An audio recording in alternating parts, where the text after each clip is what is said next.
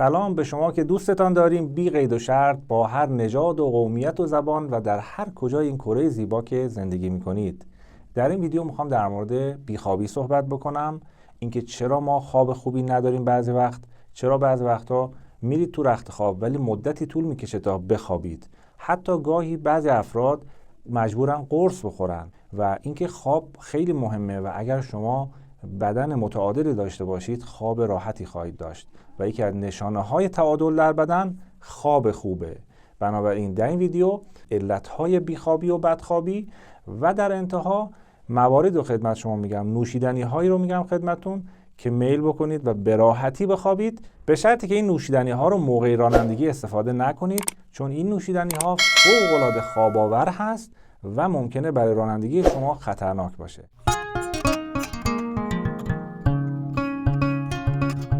اگر ما خواب خوبی داشته باشیم باعث میشه بدنمون پاکسازی میشه در موقع خواب، تجدید قوا و ریکاوری انجام میشه، ترمیم ها در موقع خواب اتفاق میفته و بدن ما در طی روز که استرس های مختلفی رو وارد میشه بهش، هورمون های ما به هم میریزه یا اینکه سلول های ما دچار اختلال میشه. ریکاوری در تایم خواب، پاکسازی بدن از سموم بخش عمده ایش در کبد هست که در تایم خواب هست و تایم خواب تایم در واقع بسیار مهمی در تنظیم بدن هست. مثل گوشیتون، شما گوشیتون رو هر چند از گاهی دیدین ریست میکنید، ما در موقع خواب خودمون رو ریست میکنیم و این باعث تجدید قوا میشه برای روز بعد و همه انسان ها بایستی بخوابن، همه موجودات میخوابن، تایم استراحت دارن و این تایم 1/3 عمر ما هست. بنابراین تایم بسیار مهمیه و در این تایم هورمون های ما تنظیم میشه، حتی هورمون های رشد برای سنین نوجوان ها و اینا در موقع خواب بهترین ترشح رو داره. هورمون سوماتوستاتین، هورمون رشد در اون تایم ترشح میشه. متابولیسم ما در تایم خواب تنظیم میشه و خیلی‌ها که میخوان تناسب اندام داشته باشن و چاقی مفرط دچار نشن عزیزان باید خواب خوب داشته باشن. یعنی اگر خواب خوبی نداشته باشیم دچار اختلالات در متابولیسم میشیم که خود این اثر میذاره روی وزن ما و بعضیا میبینید چون خواب خوبی ندارن دچار مشکلات فیزیکی متعددی میشن، مشکلات جنسی حتی دچار میشن و مسائل متعددی.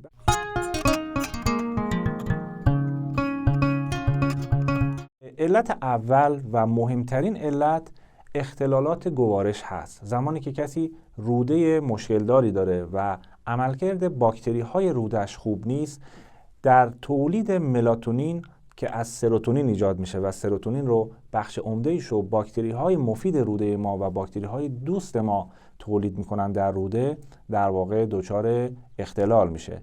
بنابراین کسانی که آنتی بیوتیک زیاد استفاده میکنن با کاهش سطح میکروب های مفید روده باعث اختلال در تولید سروتونین و ملاتونین میشن و ملاتونین که یک هورمون بسیار مهم در تنظیم خواب هست این دچار کمبود میشه. بنابراین کسانی که یا یبوست دارن یا مشکلاتی مثل نفخ دارن، مشکلات روده دارن، برای خواب خوب باید اول این مشکل رو برطرف بکنن که من در ویدیو جداگانه‌ای در مورد مشکلات معده و روده صحبت کردم، میتونید مراجعه بفرمایید و اگر این مشکل رو دارید برطرف بفرمایید. علت دوم بیخوابی کمبود برخی املاح و ویتامین ها هست. عزیزان برای خواب خوب ما نیاز به ویتامین هایی که برای مغز مفید هستن داریم، ویتامین های خصوصا مثل ویتامین B6 که این ویتامین اگر در بدن کم باشه ما دچار اختلال خواب میشیم که حالا میگم چه موادی رو استفاده بکنید تا تأمین بشه این نیاز شما.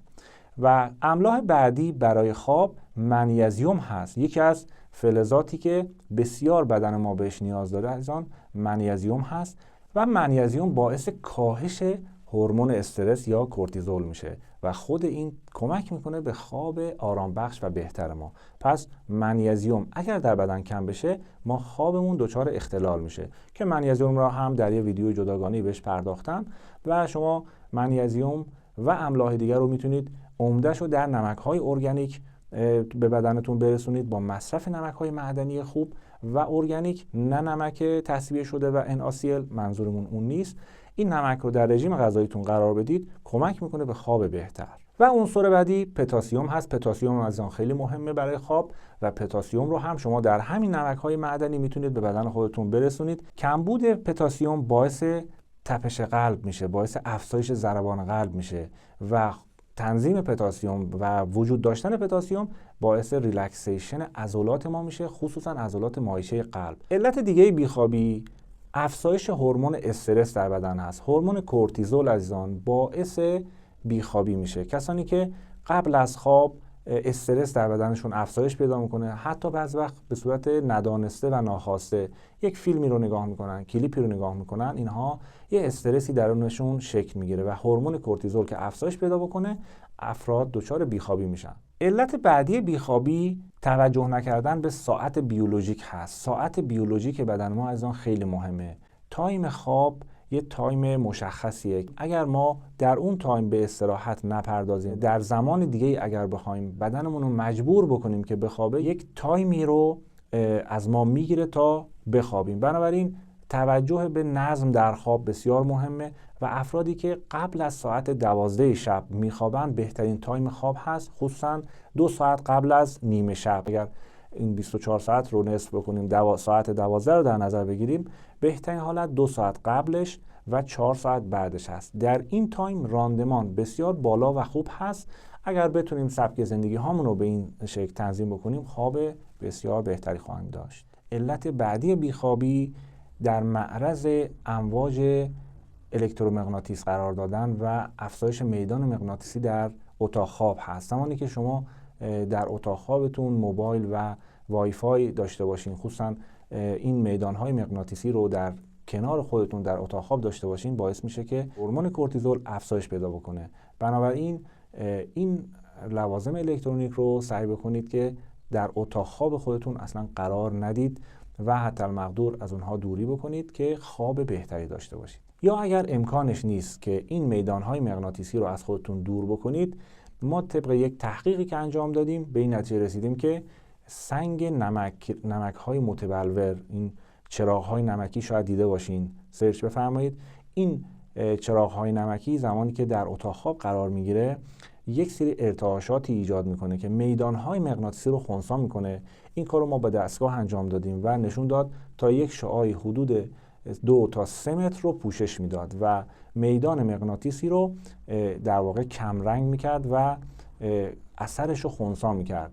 بنابراین خصوصا چراغ‌های نمکی که نور ازش عبور بکنه این اثر رو بیشتر داشتن. یعنی الان نمک‌هایی رو برش میزنن خیلی مرتب و به عنوان آباژور و چراغ نمکی داخلش یه لامپ میذارن، اون نوری که ازش عبور میکنه باعث خنثی کردن در واقع امواج مغناطیس میشه و کمک میکنه به بهبود عملکرد مغز و برای سلامتی مفیده. بنابراین توصیه‌مون اینه که از چراغ‌های نمکی در اتاق خوابتون استفاده بفرمایید. علت بعدی بیخوابی عدم تحرک و عدم خستگی هست و همچنین خستگی بیش از حد. یعنی وقتی که ما تحرکی نداشته باشیم و در طی روز بیشتر پشت میز نشستیم، بیشتر فعالیت بدنی کمی انجام دادیم، این باعث میشه که بدن ما خسته نیست و خواب رو نمیطلبه.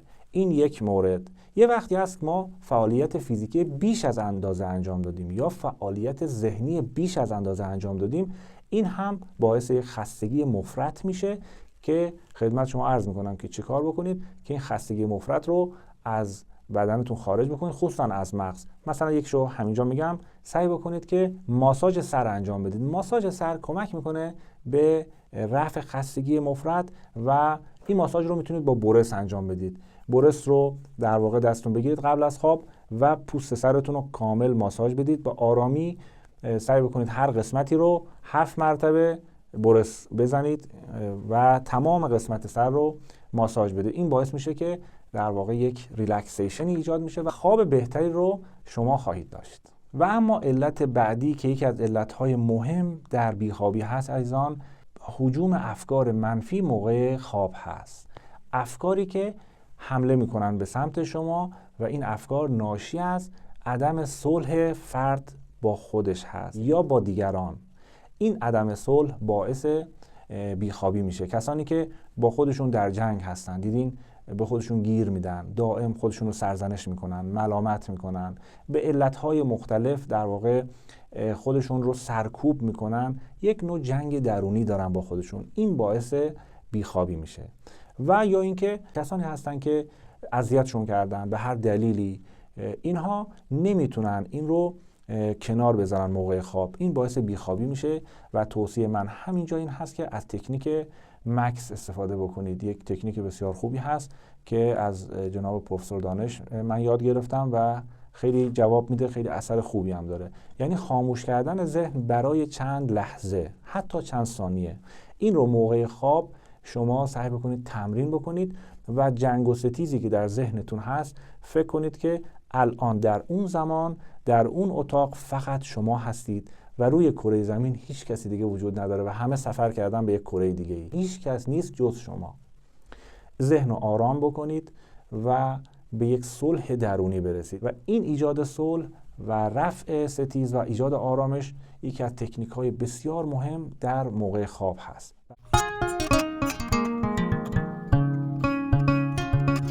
برای خواب خوب چه چیزهایی رو نخوریم و چه چیزهایی رو بخوریم؟ خصوصا در شب شما سعی بکنید این مواد رو استفاده نکنید، خصوصا مواد غذایی شکردار. چرا؟ چون شکر باعث کاهش جذب پتاسیم میشه در روده. در قسمت اول ویدیو گفتم مواد غذایی شکردار و کربوهیدرات ها رو سعی کنید در وعده شام کمتر استفاده بکنید و کلا در رژیم غذاییتون کمتر استفاده بکنید. مورد بعد قهوه هست. یکی از چیزهایی که اکثرا میدونن قهوه رو در وعده صبح استفاده بکنید. قهوه البته ما نظر خاصی داریم روش و اینکه نوشیدنی روز باشه شما هر روز استفاده بکنید این رو نمیپذیریم. نوشیدنی های متنوعی استفاده بفرمایید. قهوه رو کم بکنید اگر بیخواب هستید و چای و شکلات هایی که درونش در واقع کاکائو داره و شکلات های تلخ، اینها باعث کمخوابی میشه. و خصوصا استفاده از اتکلون ها و عطرهایی که مغز رو در اصطلاح طب سنتی خشک میکنه، اونهایی که گرمی زیادی میده یا بوهای تند و زننده‌ای داره. بعضی وقت کمخوابی های ما به خاطر استفاده از مواد شیمیایی هست که از طریق مخاط بینی وارد مغز میشه، خیلی جذب فوری داره. ما حتی برای خواب بهتر بعضی از عطرها رو توصیه میکنیم. یکی از اونها برای خواب آرام بخش در واقع بویدن سیب هست. مثلا شما سیب رو کنار سرتون بذارید و بو بکنید، خواب بهتری خواهید داشت. یا گلاب یا بهار نارنج یا اینکه گل‌های معطری که به صورت طبیعی هست در فضای اتاق خواب شما باشه، هم حافظتون رو تقویت میکنه و هم خواب آرامتری خواهید داشت. این رو تست بکنید، خیلی جالبه. بعضیا که البته خشکی مغز دارن باید حواسشون باشه که عطرهای گرم و خشک خیلی استفاده نکنن که بحث تخصصی هست. و عطر لیمو هم برای خواب بهتر خیلی خوبه، عطر طبیعی لیمو. مورد بعد مصرف بی‌رویه آنتیبیوتیک هست و من توصیه‌ام این هست که در صورتی که دچار عفونت شدید سعی کنید از در واقع گیاهان که اثر آنتیبیوتیکی دارن استفاده بکنید که بار میکروبی رودتون رو به هم نریزه و میکروب‌های دوست بدن شما رو که در روده شما زندگی میکنن، پروبیوتیک ها و مخمرهایی که باعث تولید هورمون سروتونین و ملاتونین میشه، اینها رو اختلال ایجاد نکنید. وقتی آنتیبیوتیک استفاده بکنید بیش از اندازه این باکتری ها رو شما از بین میبرید و بدنتون نشاطش کم میشه. و مطالبی که خدمت شما میگیم کپی نمی کنیم، از اینترنت نیاوردیم. مطالبی هست که بنده در طول حدود 18 سال طبابتم بهش رسیدم، حدود 50,000 مریضی که ویزیت کردم این مطالب جواب داده و بعد اومدیم در این چنل خدمت شما عرض میکنیم. بنابراین این چنل با چنل های دیگه‌ای که در حوزه دانستنی های سلامتی هست فرقش اینه که مطالب مجرب هست، تست شده هست و شما با خیال راحت و بدون عارضه میتونید اینها رو در زندگیتون به کار ببرید. بنابراین اگه دوست دارین که این مطالب به افراد بیشتری نشون داده بشه، لایک و کامنت شما کمک میکنه به این موضوع. متشکرم از لایک ها و کامنت های پرمهر شما از سر تا سر این کره زیبا. موادی که برای شام توصیه میکنم برای خواب بهتر شما استفاده بکنید عزیزان، استفاده از سالادهای مختلف، خصوصا سالادی که داخلش کاهو باشه. کاهو یک رطوبتی رو در تن ایجاد میکنه و برای روده ها بسیار خوبه و باعث میشه که میکروب های مفید روده افزایش پیدا میکنه. سالادی که درست بکنید که کاهو، کلم، سبزیجات مختلف معطر، جوانه ها داخلش باشه، روغن زیتون و آب لیمو ترش و مقداری نمک. این سالاد بسیار بسیار مهمه. حتی میتونید داخلش سیبم رنده کنید، هویج رنده بکنید. خصوصا افراد بالای 50 سال سعی بکنن هفته‌ای 2-3 بار این سالاد رو به عنوان شام استفاده بکنن که خیلی باعث سرحالی و نشاط خواهد شد، چون بدن ما برای خواب بهتر گفتم نیاز به منیزیم و پتاسیم داره. حتما از نمک‌های طبیعی و ارگانیک استفاده بفرمایید. این یکی از شام‌های بسیار خوبه. مورد بعد برای شام که مناسب هست پنیر و گردو هست. پنیر رو در وعده صبح به هیچ عنوان استفاده نکنید. اینو در منابع طب سنتی بهش پرداختن. موضوع مفصلیه. توصیه‌مون اینه که پنیر طبیعی و پنیر محلی باشه در وعده شام به همراه سبزی، گردو و خرما. یک شام بسیار مقوی و نان سبوسدار میتونید میل بفرمایید و این باعث میشه که خواب بهتری شما خواهید داشت با این شام.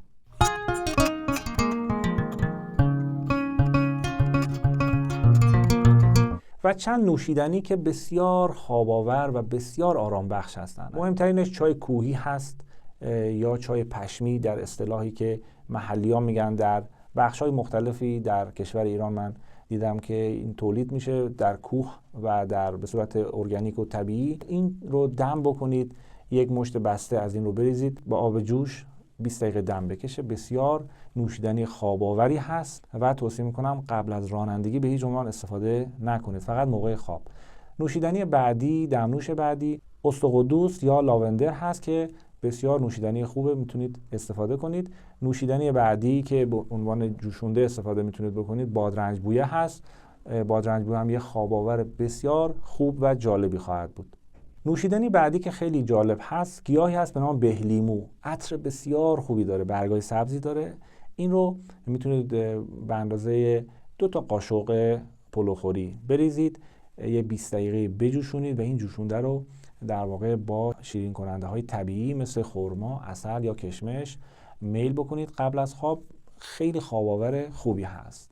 نوشیدنی بعدی شربت عسل با زعفران هست. این رو هم کسانی که میخوان خواب راحتی داشته باشن، یه قاشق عسل، آب و یه مقدار لیمو ترش، آب لیمو ترش تازه شربت درست کنن، کمی زعفران داخلش بزنن و به عنوان یک نوشیدنی استفاده بکنید. این نوشیدنی رو هم که میگم خدمت شما این بسیار مهم هست، خصوصا برای کسانی که ضعف بدنی دارن. بعضی وقت بیخوابی به خاطر ضعف قوای جسمی هست و کسانی که سن زیادی دارن یا کسانی که در سن رشد هستن، زمانی که قوای بدنیشون کم میشه دچار بدخوابی میشن. بنابراین شما این رو با 4 مغز در واقع این خلا رو پر بکنید. پسته، بادام، فندق و گردو. اینها رو بریزید داخل مخلوط کن به صورت خام، از هر کدوم 7 عدد و گردو 1 عدد، یه قاشق عسل، یه لیوان آب و اینو میکس بکنید 3-4 دقیقه بزنه. یک نوشیدنی شیری رنگ بسیار خوشمزه‌ای میشه و حتی من توصیه میکنم که این رو در واقع چراغ رو خاموش بکنید و این رو آرام آرام بنوشید و همونجا شما راحت خواهید خوابید. کسانی که پوکی استخوانم دارن اینو میتونن به عنوان یک غذای مکمل در وعده شب استفاده بکنن، نوش جان بکنن. نوشیدنی بسیار مقوی خواهد بود. این نوشیدنی 4 مغز رو که خدمت شما گفتم اگر در دسترس نداشتید فقط از گردو میتونید استفاده بکنید. 2 عدد گردو، 1 لیوان آب، 1 قاشق عسل بریزید تو مخلوط کن. بعد از چند دقیقه این شیرگردو رو، در واقع شیر نداره، آب هست، شبیه شیره، آرام آرام بنوشید. در شرایطی باشید که نور رو خاموش بکنید، آرام آرام بنوشید و بعد یه خواب لذت بخشی رو خواهید داشت. عزیزان، این نوشیدنی ها و شربت هایی که گفتیم سعی بکنید سر شب استفاده بکنید و خوابتون هم یه مقداری تایمش رو تنظیم بفرمایید. مطمئن باشین که خواب خوب باعث افزایش عمر، باعث جوانسازی بدن میشه و باعث نشاط برای افراد، خصوصا کسانی که تنش‌های فکری زیادی دارن. موفق و پیروز باشید. خدا نگهدار.